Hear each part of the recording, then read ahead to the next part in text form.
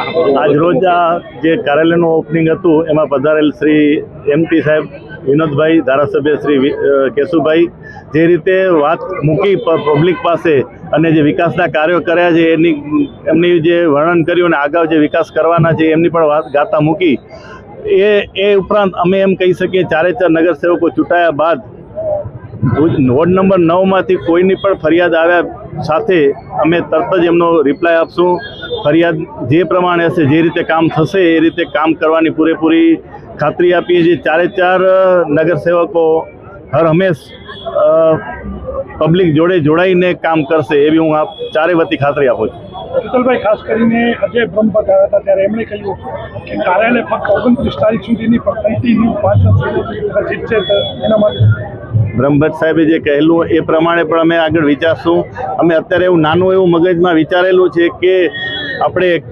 દરેક સોસાયટીમાં એક ફરિયાદ પેટી રાખી અને દર 8 દિવસે અથવા 15 દિવસે ફરિયાદ પેટી ત્યાં જ જઈને પબ્લિક વચ્ચે જઈને ફરિયાદ પેટીમાંથી ફરિયાદ કાઢી અને નિવારણ કરવા માટે પણ અમે કટિબદ્ધ છીએ। એ પણ અમે એક નાનું એવું વિચારેલું છે। આજ રોજ વોર્ડ નંબર 9ના અત્યારે અમારા મુખ્ય કાર્યાલયનું આજે ઉદ્ઘાટન કરવામાં આવેલ।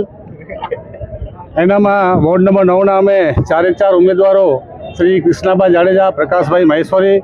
શીતલભાઈ શાહ અને રૂપલબેન ચાવડા એમના 9 નંબરના મુખ્ય કાર્યાલય ઉદ્ઘાટન પ્રસંગે આજના આપણા યુવા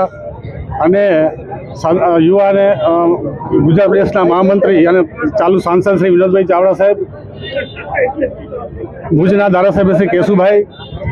શહેર સંગઠન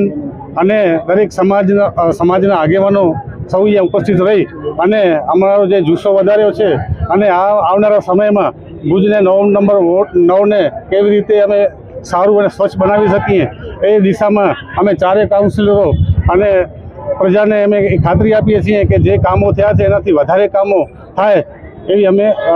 લાગણી વ્યક્ત કરીએ।